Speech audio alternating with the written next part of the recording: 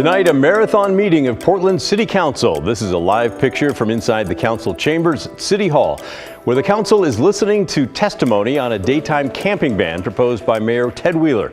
If it passes, it would ban camping in public areas from 8 a.m. until 8 p.m. in Portland. The council has 6 hours of testimony scheduled. 170 people have signed up to say something, and they are going to be there all night long.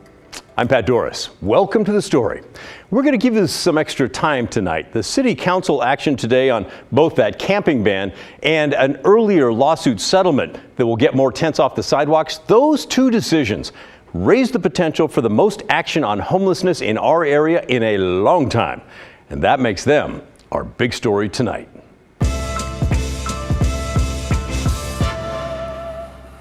Earlier today, the City Council voted to accept a settlement agreement in a lawsuit that pitted people with disabilities against homeless campers.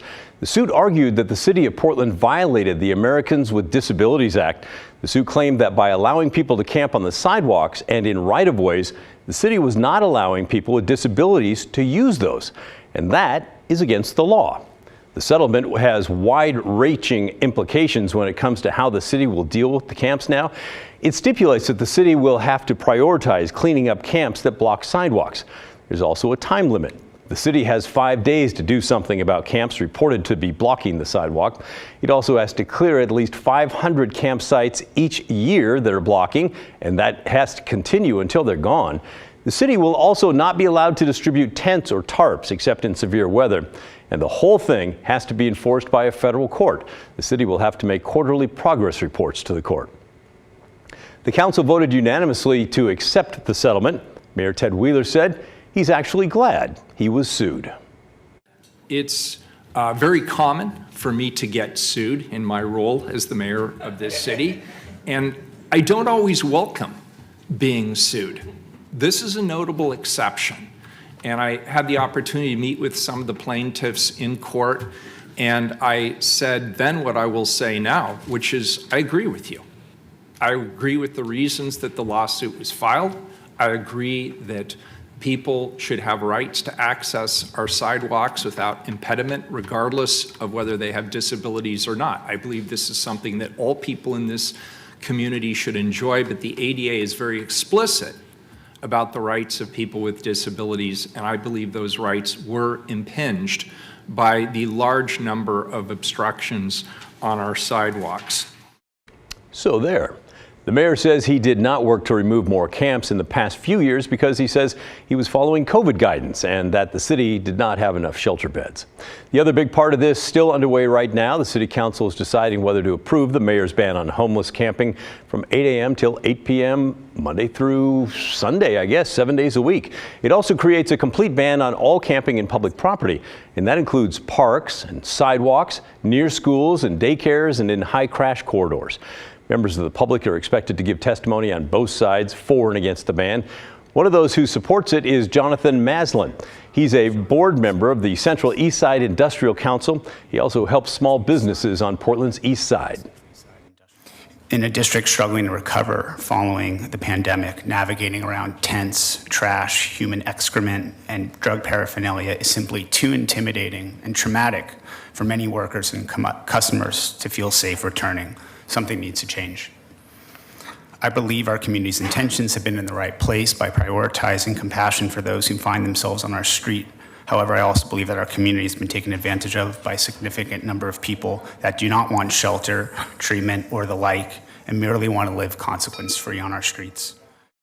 It does appear likely the new ban is going to pass. By the way, during that hearing, staff noted that Beaverton and Tigard are considering similar bans, and Lake Oswego already has a camping ban that even goes farther than Portland's.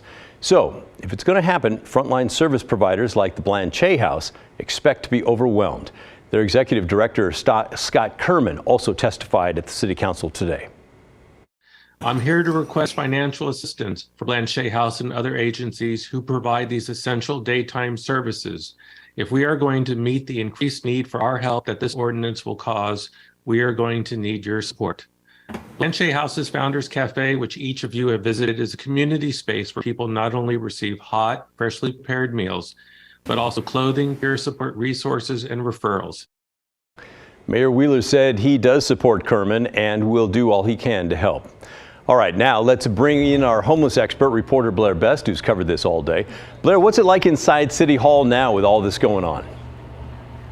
So, Pat, it has been an incredibly heated day here at City Hall, to say the least. I just learned that the city actually has increased security working tonight, given the number of people testifying and the nature of their testimony. There's been a lot of screaming, heckling, and cheering.